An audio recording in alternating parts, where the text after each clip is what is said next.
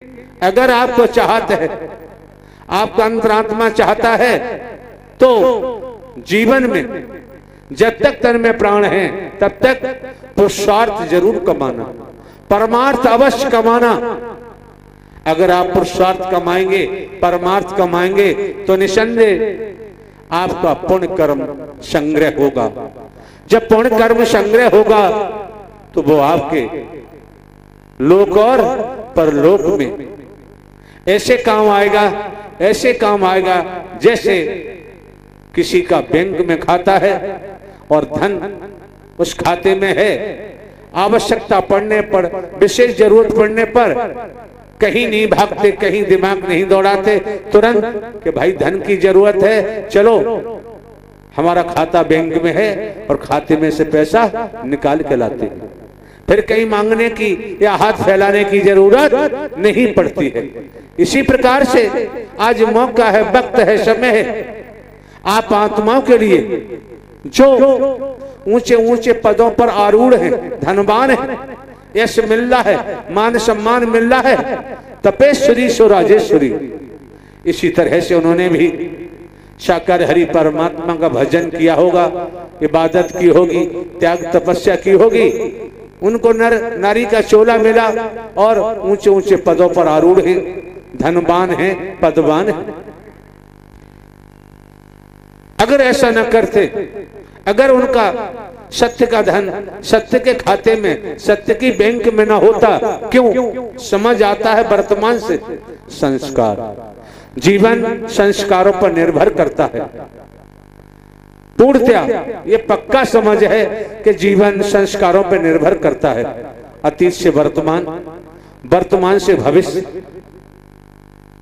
अतीत का तो प्रायश्चित करना ही पड़ेगा। आज मौका है, वक्त है, समय है, वर्तमान को तपस्या बना लो, आपका उज्जवल भविष्य का निर्माण निसंदेह हो जाएगा। क्योंकि वर्तमान की कोख में आपका भविष्य छिपा हुआ है, वर्तमान की कोख में आपका भविष्य छिपा हुआ है। अगर आज अपने वर्तमान को नहीं संभाल पाए तो भविष्य भी खराब हो जाएगा। क्योंकि अच्छे कर्म का परिणाम अच्छा होता है, बुरे कर्म का परिणाम बुरा होता है। लेकिन मैं एक बात आपको ध्यान दिलाना चाहता हूं, वो क्या? जैसे आपके कमरे में, आपकी अलमारी में जो कुछ आपने भरा हुआ है, जब खोलोगे तो वही निकलेगा जो आपने भरा हुआ है। ये शरीर रूपी कमरा है, ये शरीर रूपी अलमारी है, बहुत समझना है। कभी कभी परेशान हो जाते हैं। अगर आपके अंतःकरण में लोभ बसा हुआ है, लोभ बसा हुआ है, आप जहां भी जाएंगे, जहां भी बैठेंगे, तो लोभ ही लोभ दिखाई देगा और कुछ दिखाई, बहुत समझना यहां।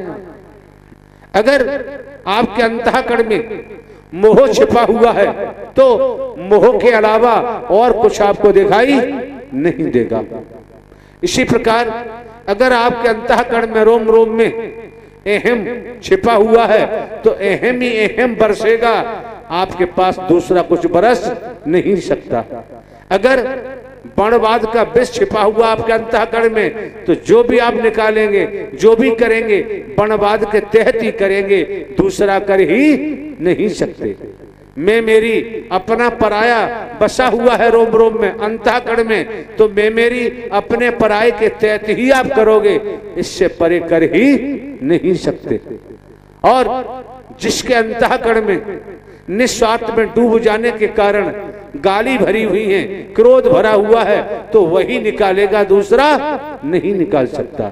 लेकिन जब आप देवी स्वरूपा, देव स्वरूप, संत जन, भक्त जन, ऋषिवर मुनिवर पुराना सत्य के साथ के द्वारा ये मानव मंगल मिलन सद्भावना समागम के माध्यम से पुराना कचरा छांट रहे हो, निकाल रहे हो, और आज सत्य ही सत्य अपने हृदय में भर रहे हो। परमात्मा की भक्ति भर रहे हो, इंसानियत भर रहे हो, मानवता भर रहे हो, तो सोच लीजिए अगर जमाना भी आपको गाली दे तो आपके ऊपर असर होने वाला नहीं। जहां सत्य विराजमान हो गया, सत्य की कृपा हो गई, फिर उससे गाली गलौज, भेदभाव, संप्रदाय, ऊंच नीच, गरीब अमीर का कोई असर नहीं होता है। ये प्रभु परमात्मा साकार हरि की विशेष कृपा मानो, विशेष दया मानो, रहमत मानो, और इसको प्राप्त करने के लिए ये अभ्यास कर रहे हो, अभ्यास करते ही रहना। क्योंकि ज्ञानी को ज्ञान से समझाया जा सकता है, लोभी को नहीं, अहंकारी को नहीं, भेदवादी को नहीं। तो लोभी तो लोभ से समझेगा, अहंकारी अहंकार से समझेगा, वनवादी वनवाद से समझेगा। ज्ञानी को ज्ञान से समझा जा सकता है। लेकिन आम महापुरुषों का, आपकी बहन बेटियों का आगमन सत्य के संग में हुआ है, अपने मन मस्तिष्क में रख लो, कभी निकलने मन देना। आपका मार्गदर्शन कोई आदमी नहीं कर रहा, कोई स्त्री नहीं कर रही, आपका मार्गदर्शन स्वयं। वैसे तो पूरे ब्रह्मांड का संचालन साकार हरि करते आए, कर रहे हैं, कर भी रहे हैं, लेकिन विशेषकर आपका मार्गदर्शन स्वयं आप आत्माओं को राह दिखाने, रास्ता दिखाने का कार्य स्वयं साकार हरि परमात्मा कर रहे हैं। ये दिमाग से जीवन में कभी निकालने मन देना, क्योंकि संसार में किधर भी जाना है, मार्गदर्शक का होना नितांत आवश्यक है।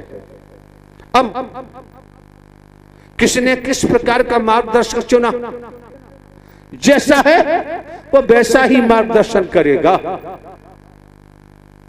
पूर्व में ही परिभाषित किया जा चुका है, व्याख्या की जा चुकी है। इसलिए आज मौका है, वक्त है, समय है, मिथ्या न स्वर, भेदभाव रहित, मैं मेरी रहित, छोटा बड़ा रहित, काला गोरा रहित, नर नारी रहित, साकार हरि परमात्मा के अलावा जगत में और कोई आपका मार्गदर्शन नहीं कर सकता। ध्यान रखना, जो यहां देखने को मिलता है, जो आप यहां देख रहे हैं, साकार हरि परमात्मा की देन है।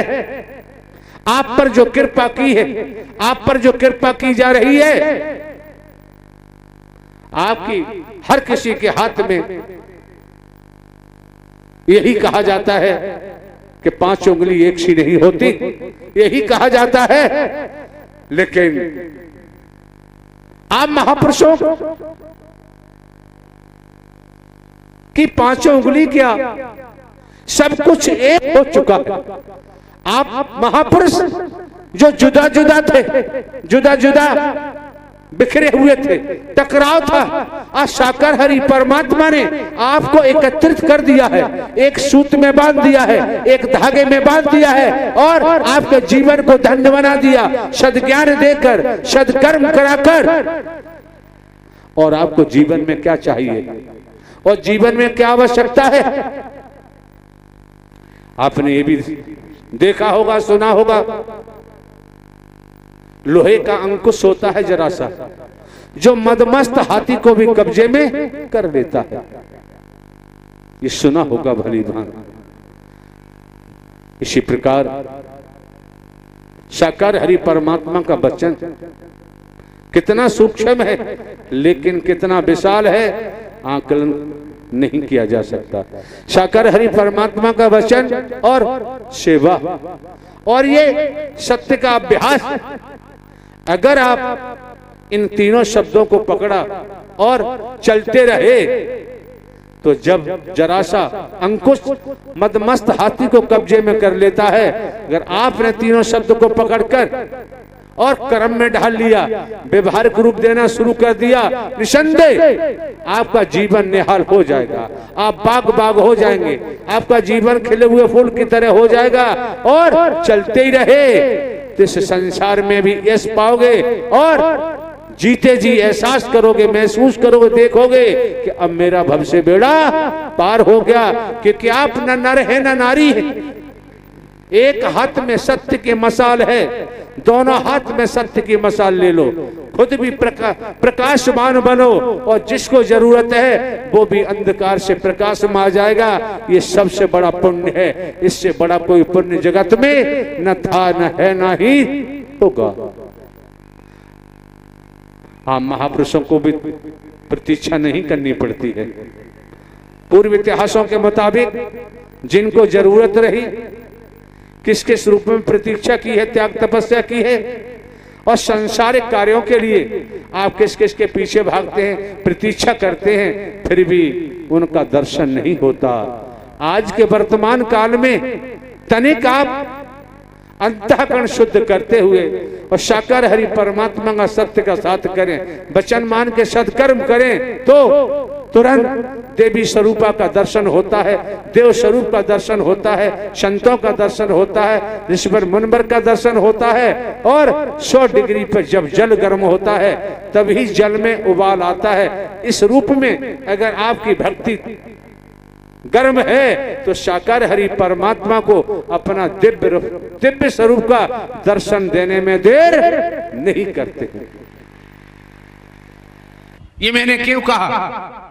शासन प्रशासन के कागजों में, रजिस्टरों में फाइलें खुली हैं और मुझे इसी क्रिया के लिए धौलपुर, मुरैना, ग्वालियर, भिंड, अंबा और ये बहा, औरैया, ये पूरा क्षेत्र 2-2, 3-3 बार इस क्षेत्र के महापुरुषों ने बुलाया और हम भी हरकारा चौकीदार बनकर पहुंचे और वहां इन समस्त क्षेत्र में, पूरे इलाके में मानवता भाईचारे का संचार हुआ, परमात्मा साकार हरि की भक्ति का संचार हुआ और मानव मानव को गले लगा रहे हैं, मानव मानव से प्रेम कर रहे हैं।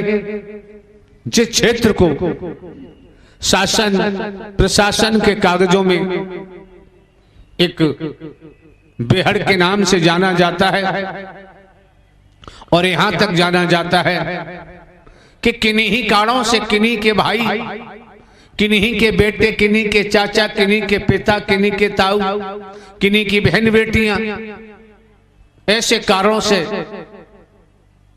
निकल पड़े, भटक गए, जिन्हें इस बेहड़ में आना पड़ा और इस बेहड़ में पड़े रहे। किन कारणों से क्या क्या उन्होंने किया, क्या क्या नहीं किया। कहा भी जाता है कि मरता है तो क्या नहीं करता है। अवश्य जो लोग अपराध जगत में मुड़े, अवश्य उनको कहीं न्याय नहीं मिला होगा, उन्हें दबाया गया होगा, उनकी बहन बेटियों के साथ अच्छा व्यवहार नहीं किया होगा और जहां जहां गए उन्हें मदद नहीं मिली, उनकी सुनी नहीं गई, तो उन्होंने सोच लिया कि अब इसके अलावा और कोई रास्ता नहीं। लेकिन आज का दौर है, आज की जो स्थिति है, समस्त जनमानस, ग्रामीण अंचलों, कस्बों, शहरों, महानगरों, जहां भी आप प्रवास करते हैं, खेती बाड़ी, नौकरी, व्यापार करते हुए और साकार हरि परमात्मा का सहारा लो। आपने दुनिया में किसी का सहारा लिया, मदद नहीं मिली, पलट दबाया गया, लूटा गया, दुर्व्यवहार किया गया होगा, तब आपने राइफल पकड़ी होगी, बंदूक पकड़ी होगी, बेहड़ में छलांग लगाई होगी। आज उस तरफ मुड़ के देखने की जरूरत नहीं। साकार हरि परमात्मा का सहारा लो, जो शाकाहारी परमात्मा का सहारा ले लेता है वो कभी बुरी सोच नहीं रखता, बुरे कर्म नहीं करता, बुराइयों की तरफ नहीं जाता, व्यसनों में नहीं डूबता और भेदभाव में भी नहीं जाता। वह इंसानियत धारण करते हुए, मानवता को धारण करते हुए और समस्त समाज में एक खिला हुआ फूल बनने की कोशिश करता है। वो किसी का बुरा नहीं चाहता और ना ही बुरा करता है, क्योंकि किसी को देखे ना देखे तनिक समझने का प्रयास करेंगे। आपकी बहन बेटियां आती हैं, आपके बच्चे आते हैं, छात्र छात्राएं हैं, किसान, नौकरी करने वाले, जन, व्यापारी जो भी हैं, जिन्होंने सत्य का साथ किया और एक एक शब्द को मन लगाकर सुना, ठीक से सुना, कर्म में ढाला, आज वो जीवन में उनको अभूतपूर्व परिवर्तन हो रहा है और संसार के तौर पर भी धन धान्य से भी परिपूर्ण है, परिवार में सुख है, चैन है, शांति है। और जो पुराने व्यसन लगे हुए थे, चाहे वो तामसी पेय हो, तामसी खाद्यान्न हो, जो भी बेकार हो, मैं मेरी, अपना पराया, भेदभाव का विष, अहंकार का पहाड़, ये सब कुछ सत्य के साथ में आने से धराशायी हो चुके हैं और एक इंसान ने जन्म ले लिया है, एक मानव ने जन्म ले लिया है। जहां इंसान ने जन्म ले लिया, जहां मानव ने जन्म ले लिया, तो आपको यह भी जानकारी है, मुझे महापुरुषों ने जानकारी दी है कि जो व्यसनों में डूबे हुए थे और अब गुणों में, अब गुण धारण किए हुए थे, परिवार बर्बाद हो चुके थे, परिवार उजड़ चुके थे। जब से उन परिवारों ने सत्य का साथ किया है, मन वचन कर्म से आज उजड़े हुए परिवार आबाद हो चुके हैं, उनके बच्चे भी स्कूल जाने लगे हैं,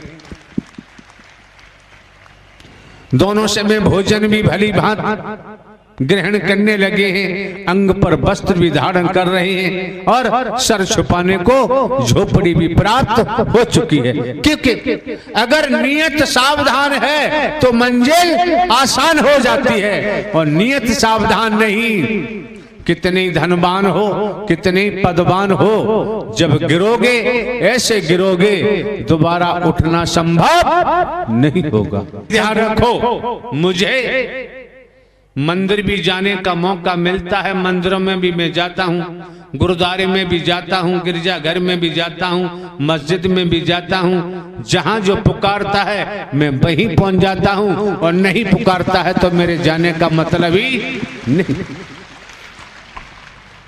खेत में पुकारने वाला खेत में पुकारता है तो हम तो खेत में भी पहुंच जाते हैं। कोठी में पुकारने वाला शाकाहारी को कोठी में पुकारता है तो कोठी में भी पहुंच जाते हैं। झोपड़ी में पुकारने वाला हो